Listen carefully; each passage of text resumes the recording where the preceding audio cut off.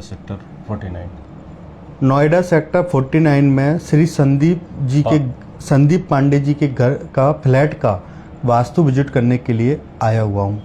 अभी तक इसके पूर्व मैंने सैकड़ों फ्लैट बिना तोड़ फोड़ के ट्रीटमेंट किया, उपाय किए, यहाँ तक कि जिसको दक्षिण पश्चिम का कोण साउथ वेस्ट जोन का गेट माना जाता है उस तक का ट्रीटमेंट किया और जीवन में काफ़ी सकारात्मक परिवर्तन देखने को प्राप्त हुआ। लोगों ने आज डर बना दिया है कि साउथ वेस्ट के गेट से हटाने के अलावा कोई उपाय नहीं है, नॉर्थ ईस्ट का टॉयलेट हटाने के अलावा कोई उपाय नहीं है। लेकिन मैं आपसे पूछता हूँ, किसी का अगर 15 बाई 20 का घर है तो वह अपने घर में कैसे इसको बैलेंस करेगा, कैसे वास्तु करेगा। पर लेकिन वास्तु के भी अपने नियम होते हैं। लेकिन आज अधूरे ज्ञान ने पूरे वास्तु को, पूरे भारत को ऐसे जाल में फंसा दिया है कि लोग 16 जोन का नक्शा बना के किसी भी जगह खड़े होकर, जो ईशान कोण में टॉयलेट गलत है, नैऋत्य कोण में आपका गेट आ रहा है, यह गलत है, आपके साथ ऐसा हो जाएगा, यह घर टी पॉइंट पे आ रहा है, यह घर कॉर्नर प्लॉट है। कॉर्नर प्लॉट की तो आज पूरे भारत में ऐसी चलन चला है कि हर कॉर्नर प्लॉट ख़राब होता है। मैं जितने भी अरबपति दिखाऊंगा आपको कॉर्नर प्लॉट में दिखाऊंगा। लोग वाग जी कहते हैं कि कॉर्नर प्लॉट में 7 साल के अंदर उसमें घटना घट जाती है। मैं कहता हूँ कोई भी प्लॉट ले आइए, टी पॉइंट का ले आइए, कॉर्नर प्लॉट ले आइए, यहाँ तक कि किसी भी प्लॉट को ले आइए, अगर आप उसकी संरचना को सही तरीके से बनाते हैं तब 100% उस घर में रहने के बाद आपका बाल वाँका भी नहीं होगा और घर में पारस्परिक प्रेम, धन वृद्धि, आपसी सामंजस्य खूब बना रहेगा। ज़रूरत है हमको जिस जगह हम निवास करते हैं, चाहे वह किसी भी प्रकार का हो, डेड एंड हो, साउथ फेसिंग हो, टी पॉइंट हो, कॉर्नर प्लॉट हो, ज़रूरत है उसकी संरचना को बनाने की। इसको मैं ऐसे समझा सकता हूँ कि जैसे कि हम अपने डेली के लिए खाने के लिए रोटी बनाते हैं, गेहूँ में आटे के अंदर आप नमक मिलाते हैं, लेकिन जितना आटा लेते हैं, जितनी ज़रूरत नमक की होती है उतना ही नमक मिलाते हैं। अगर ज़्यादा नमक मिलाएंगे तो रोटी आप नहीं खा पाएंगे। इसी प्रकार कोई भी प्लॉट, कोई भी फ्लैट, अगर उसकी संरचना मीन्स बनाने की कला आपके अंदर सही है कि कितने अनुपात में कहाँ क्या बनना चाहिए, अगर रेशो आपको जानकारी है, तब आपका उस जगह किसी भी प्रकार की कोई समस्या नहीं आएगी। उसमें रहने के बाद जीवन में काफ़ी उन्नति देखने को प्राप्त होगी। जैसे कि श्री संदीप जी के फ्लैट का वास्तु विजिट करने के लिए आया हूँ। दिखाइए कि यह फ्लैट इधर से खड़ी हुई है, यह फ्लैट वेस्ट फेसिंग है और यह जो गेट दिख रहा है एकदम एग्जैक्ट साउथ वेस्ट में आ रहा है। साउथ वेस्ट का गेट रिलेशंस को ख़राब करता है, साउथ वेस्ट का गेट इस्टेब्लिशमेंट को डाउन करता है, साउथ वेस्ट का गेट अकाल घटनाएं कराता है।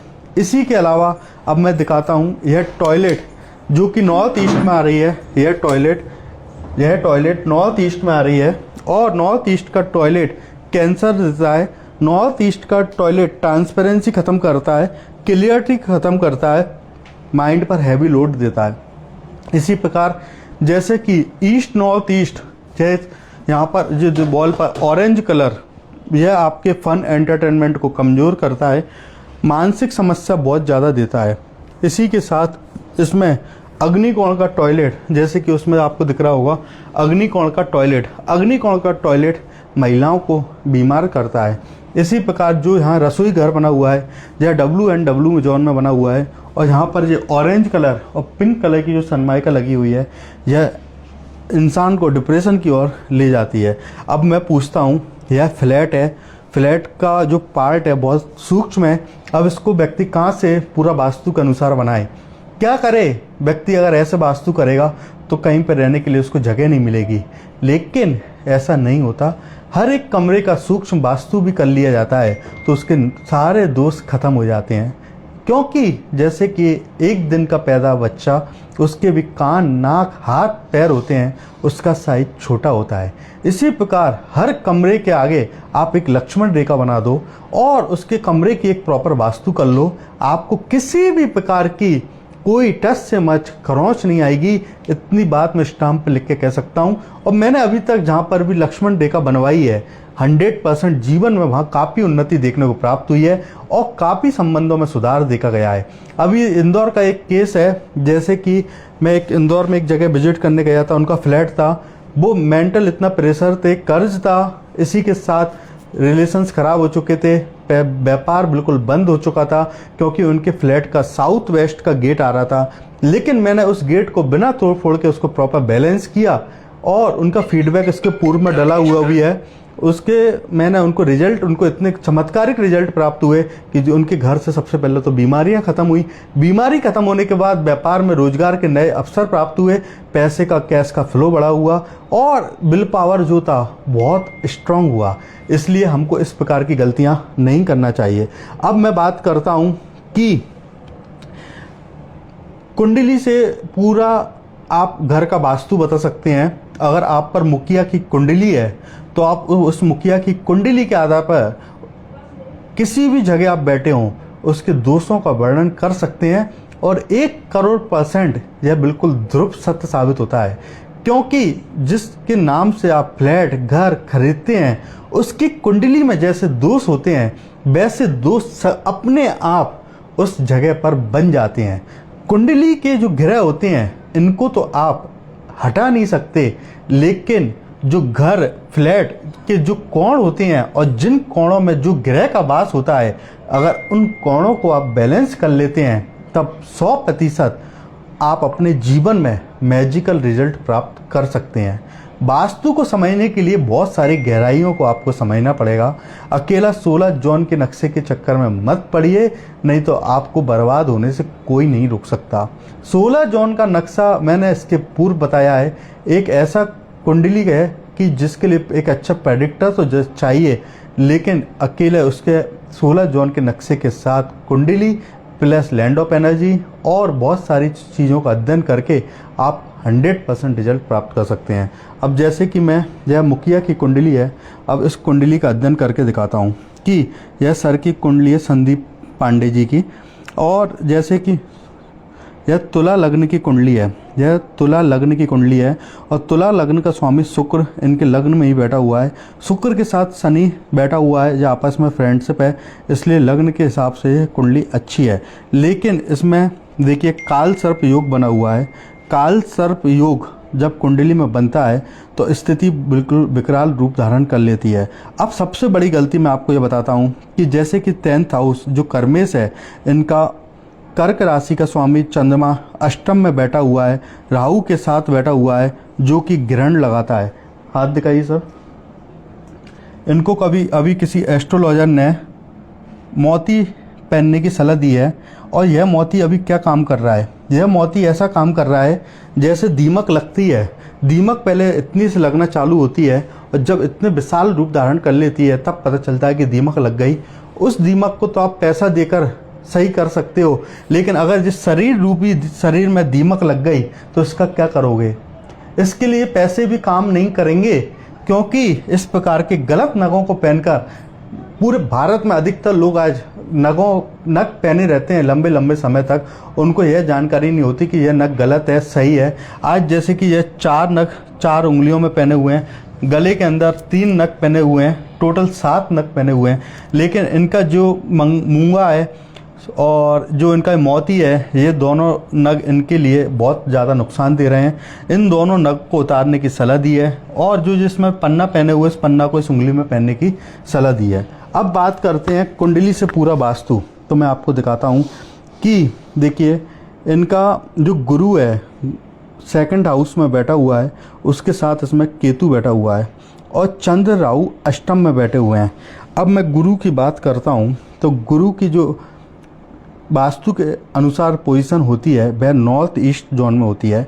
और नॉर्थ ईस्ट जोन को मैं दिखाता हूँ, जैसे कि नॉर्थ ईस्ट जोन में यहाँ टॉयलेट बना हुआ है और नॉर्थ ईस्ट में यहाँ गुरु ग्रह का वास होता है। गुरु ग्रह अध्यात्म का कारक होता है। गुरु ग्रह जीवन में निहाल कर देने वाला एक ग्रह होता है। जिसकी कुंडली में मात्र गुरु ग्रह स्ट्रांग होता है, उसकी कुंडली में भले ही और जितने भी ग्रह हों कमज़ोर स्थिति में बैठे हों, लेकिन अकेला गुरु ग्रह पूरे जीवन की नैया पाल लगा देता है। क्योंकि गुरु की महिमा से बड़ा इस ब्रह्मांड में कुछ नहीं है। क्योंकि जैसे कि आपने भी सुना हो कि अगर माँ बाप से भी पहले कर दर्जा अगर किसी को मिला है तो वह गुरु को मिला है, जिसने जीवन की ज्योत दिखाई है। इसलिए गुरु ग्रह का मजबूत होना बहुत ज़्यादा जरूरी है। जैसे कि इस कोण में टॉयलेट क्यों बना, इसका कारण ही समझाना चाहता हूँ। क्योंकि गुरु के साथ केतु और प्लस राहु चंद्र इसको दृष्टि से देख रहे हैं। जब इसकी दृष्टि पड़ती है राहु की, तो यह भी एक योग बनता है, यह कि बहुत गलत योग है। और इसी के साथ इस कुंडली में काफ़ी कमियां हैं और इसमें काल सर्प योग है। इस प्रकार से इसमें काफ़ी गंभीर दोष देखे गए हैं। अब मैंने इनको एक इनके भाग्यश का रत्न जो कि बुध ग्रह को रिप्रेजेंट करता है उसको पहनने की सलाह दी है।